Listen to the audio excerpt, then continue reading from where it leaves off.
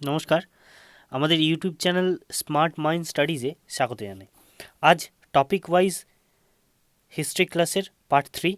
এর পূর্বে আমি আরও দুটো ক্লাস করিয়েছি, খিলজি বংশ এবং দাস বংশ সম্বন্ধে।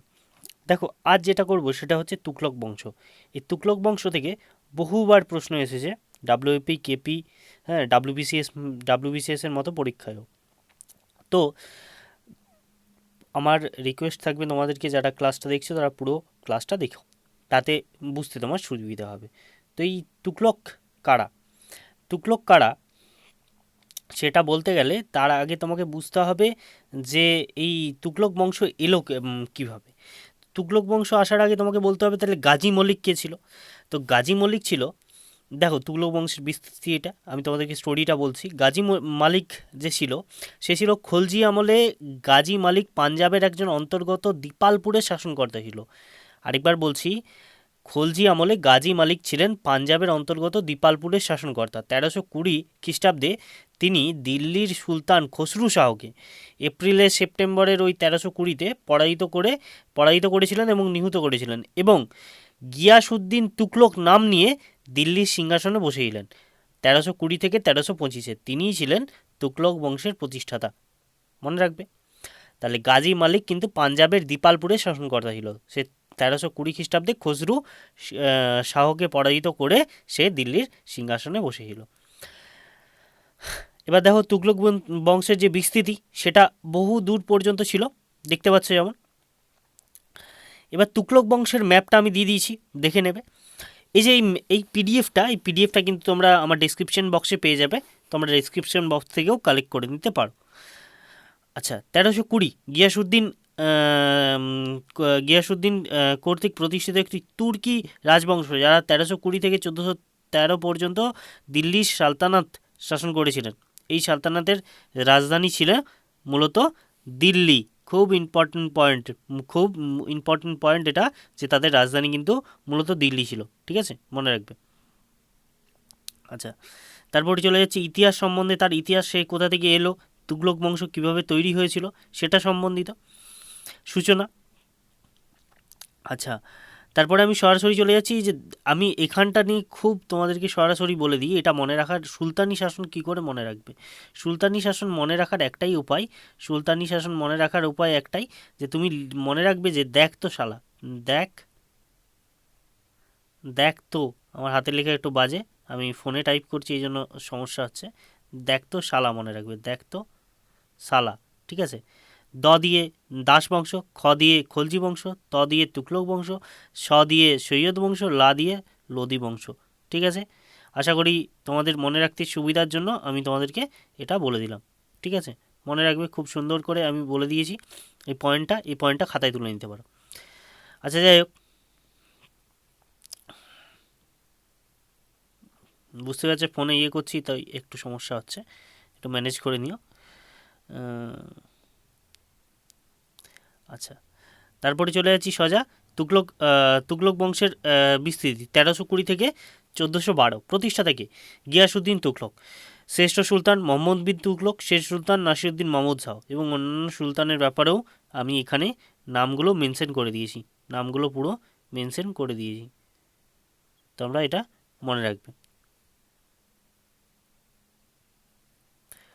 আচ্ছা, তারপরে উল্লেখযোগ্য ঘটনা, সেই সময় জল জল মানে জলসেচ ব্যবস্থাটা খুব উন্নতি ঘটেছিল, প্রতীক মুদ্রা, ঠিক আছে, রাজধানী স্থানান্তর হয়েছিল, ডাক হুলিয়ার প্রত্যাবর্তন হয়েছিল, এই জিনিসগুলি।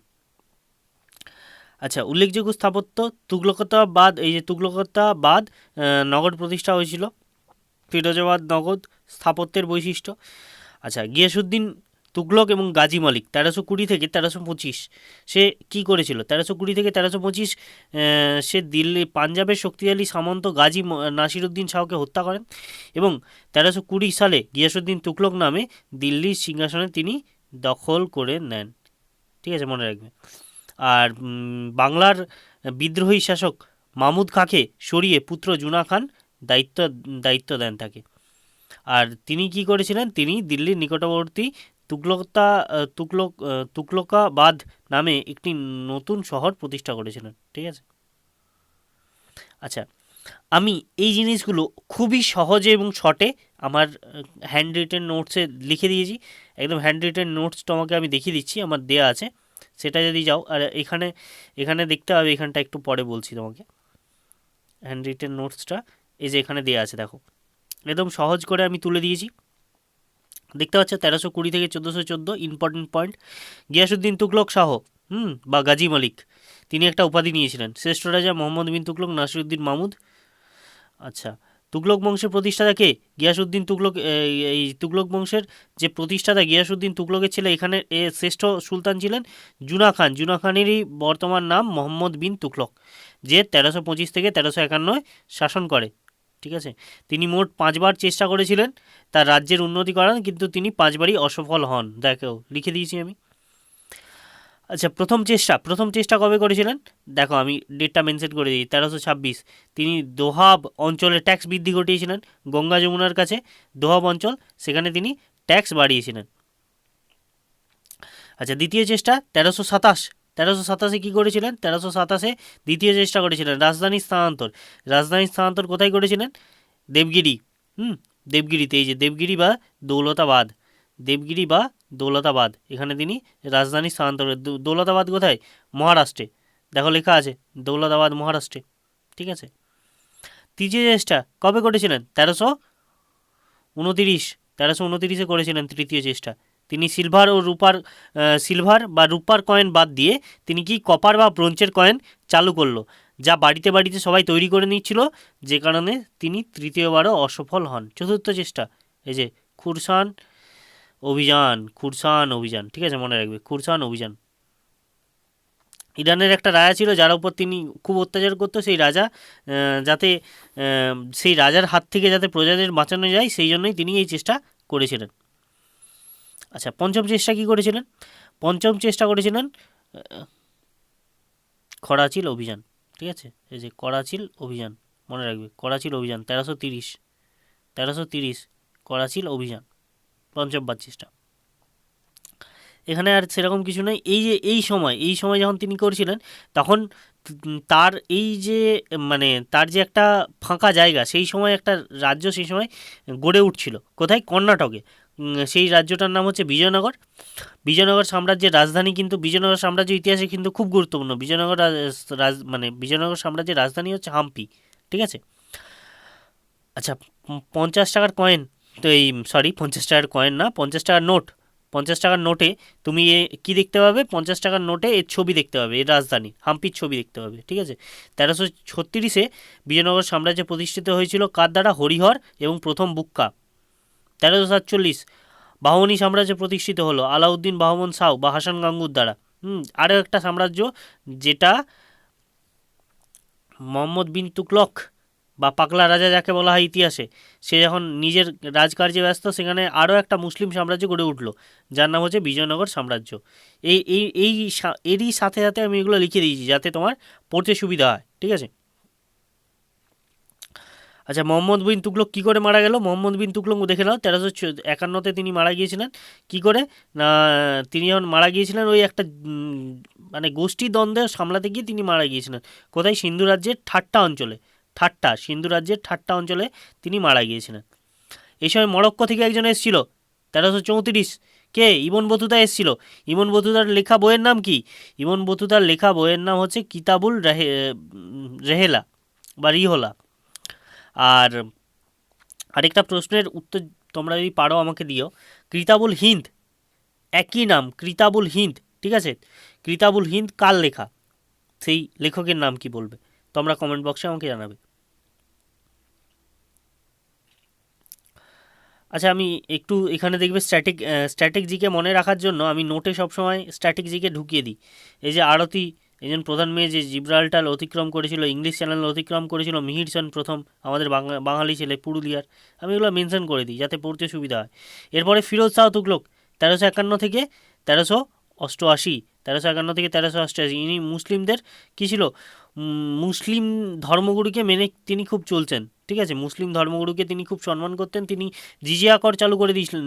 জিজিয়া কর মুসলিমদের ওপর, জিজিয়া কর ব্রাহ্মণদের ওপর চাপিয়ে দিয়েছিলেন। আগে কিন্তু ব্রাহ্মণদের ওপর ছিল না, দিতে হতো না ব্রাহ্মণদেরকে, ব্রাহ্মণদের ওপর চালু করে দিয়েছিলেন। তিনি 4 প্রকার ট্যাক্স চালু করেছিলেন: খরাজ, জাকাত, জিজিয়া, খামস।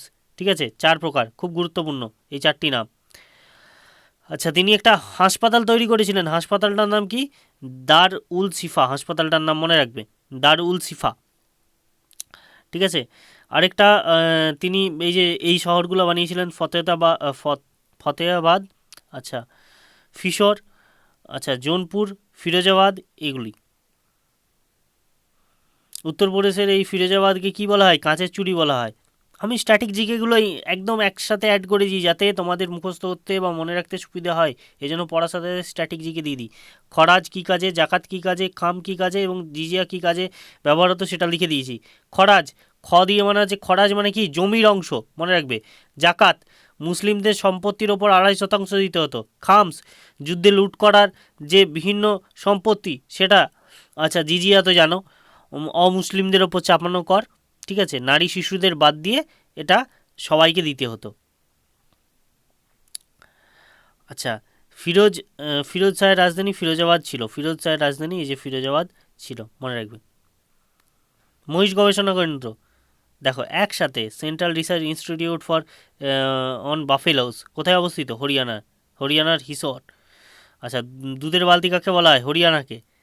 বলবে তোমরা মনে মনে ভাবছো যে এগুলোর সাথে এগুলোর মানে কি, মনে রাখার সুবিধার জন্য একই সাথে যাতে ঢুকিয়ে দিই, যাতে কোনো জায়গার নাম পড়লে সেটার সাথে অ্যাড করা যায়। দুধ বিপ্লব কার জন্য হয়েছিল?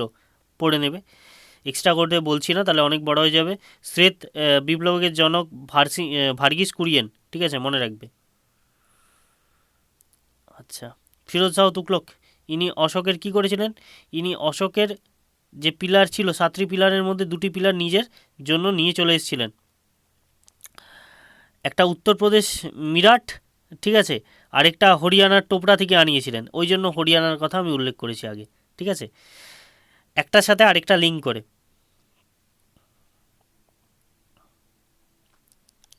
আচ্ছা, ব্রিটিশরা কি বলতো এই ফিরোজ শাহ তুগলককে? সেচ বিভাগের জনক বলেছে। সেচ বাগান তৈরি করেছিলেন, খাল তৈরি করেছিলেন বিভিন্ন সেই কারণে। আচ্ছা, এই সময় কিন্তু তৈমুর লং ভারতে আক্রমণ করেছিল। তৈমুর লং 1398 পর 1498 আক্রমণ এই ভারতে প্রবেশ করবে ভাস্কো দা গামা। ঠিক আছে, মনে রাখবি, ভারতে 1498 ভাস্কো দা গামা এসেছিল এবং তার 100 বছর আগে 1398 কে এসেছিল? তৈমুর লং এসেছিল। এই যে সিন্ধু নদী পেরিয়ে সমরখন্দ থেকে যাত্রা শুরু করেছিলেন, পাঞ্জাবের অবতীর্ণ হন 1398 24শে সেপ্টেম্বর। ঠিক আছে, এইখান থেকে এই যে তোমাকে যে পয়েন্টগুলো বললাম, এই পয়েন্টগুলো যদি ভালো করে পড়ে নাও তাহলে আর এটা থেকে কোনো অসুবিধা নেই। আর যদি আমার হাতের লেখা না বুঝতে পারো, আমি একটু টেনে দেখি বাজে হাতের লেখা, যদি না বুঝতে পারো তার জন্য এই নোট তো আছেই। এখানের মধ্যে আমি কিছু শর্ট কোশ্চেনও দিয়ে দিয়েছি, ভালো করে যদি দেখো এখানের মধ্যে শর্ট কোশ্চেনও দিয়ে দিয়েছি যাতে তোমার পড়তে সুবিধা হয়। এই দাস, মামলুক, তুগলক, সৈয়দ, লোদি বংশ কখন কোনটা ছিল এবং কি পয়েন্ট কি, হ্যাঁ, যেগুলো আসে পরীক্ষায় সেগুলো আমি প্রশ্নগুলো তুলে দিয়েছি। ঠিক আছে, আমি আর এক্সট্রা বাড়াচ্ছি না, ক্লাসটা বাড়ালে আরও বাড়ানো যায়, কিন্তু বাড়াচ্ছি না। যদি এক্সট্রা তোমার কোনো ইনফরমেশন প্রয়োজন হয় বা বুঝতে কোনো কিছু না পারো তাহলে অবশ্যই আমাকে কমেন্ট বক্সে জানিও, আমি ডিটেলস আরও কিছু অ্যাড অন করে দেবো। ঠিক আছে, ধন্যবাদ ভাই ক্লাসটা দেখার জন্য, থ্যাংক ইউ সো মাচ।